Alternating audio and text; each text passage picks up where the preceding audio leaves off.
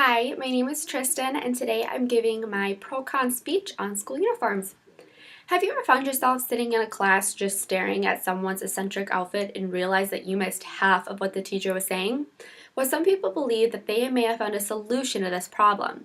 In Grace Chen's article in Public School Review, she stated that according to the National Center for Education Statistics, 20% of all public schools have adopted a school uniform policy. Whether or not school districts should enforce school uniform policies continues to be a hot topic since the mid-1990s. Many private schools have had school uniform policies for a long time now, but it wasn't until 1994 that public schools in the United States have jumped on the uniform bandwagon. For me, being a student and a future educator, I have taken a special interest in following and exploring articles on this issue to stay informed about decisions that may affect me. As parents or future parents, you may find yourself in the midst of this heated debate. It has been debated for years as to whether or not school uniforms benefit students by reducing discipline problems and helping students stay focused, or impede schools by restricting freedom of expression and not being economically friendly. First, let's look at why implementing school uniform policies may be detrimental. If students are forced to wear school uniforms, they would not be able to show their individuality through their freedom of choice, and parents would have to spend more money on clothes. One downside to having school uniforms enforced is that it restricts students' freedom of expression. Having to wear school uniforms limits the students' ability to express themselves visually to others. Students use clothing as an outward display of their personality to show who they are. According to Joe Hinckley in his article, An Argument Against School Uniforms, Dr. Alan Hilfer, senior psychologist in Brooklyn's Children and Adolescent Unit at Maimonides Medical Center, states, "Clothes are a source of expression for children, and as kids get older, they become increasingly resentful of uniforms.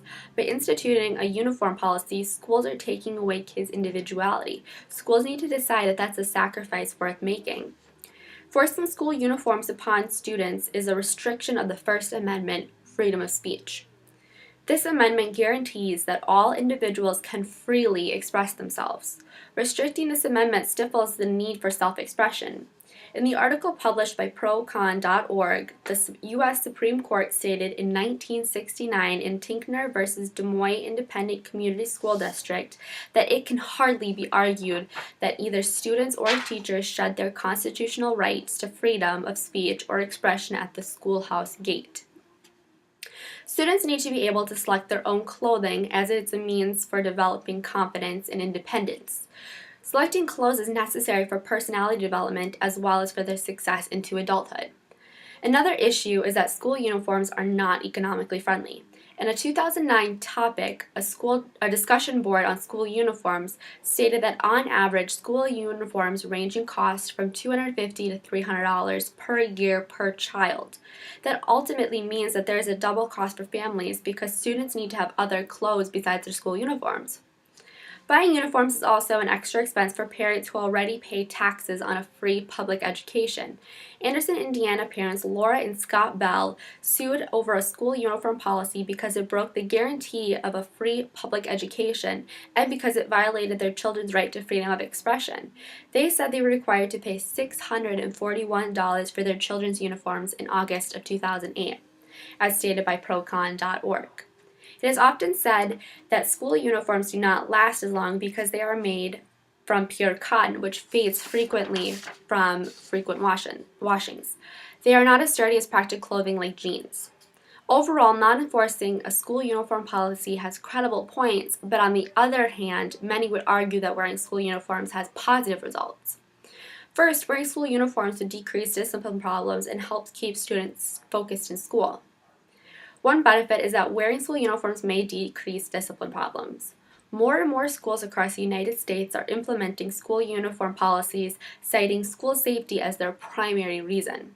According to Long Beach, California school district data in Grace Chen's article, 2 years after a K-8 mandatory school uniform policy, reports of assault and battery in the school district decreased by 34%, assault with a deadly weapon dropped 50%, fighting incidents went down by 51%, sex offenses were cut by 74%, robbery decreased by 65%, possession of weapons or weapon lookalikes decreased by 52%, and possession of drugs went down by 69%, and vandalism lowered by 18%. According to Grace Chen, a middle school in Norfolk, Virginia, had the number of behavioral referrals decreased by 42% once wearing the school uniform was implemented. Furthermore, wearing school uniforms has the potential to increase the learning in schools because it becomes easier for students to stay focused.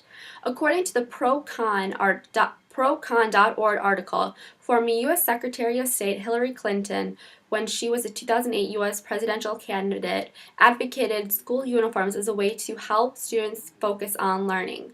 Take that clothing choice off the table and put the focus on school, not what you're wearing. When wearing school uniforms, students are not distracted by how they look. This equals more learning time. A bulletin published by the National Association of Secondary School Principals that is cited in the ProCon.org article stated, when all students are wearing the same outfit, they are less concerned about how they look and how they fit in with their peers, thus they can concentrate on schoolwork. There is a decrease of peer pressure of dressing alike in brand names when wearing uniforms. This allows for students focusing on schoolwork rather than on appearances.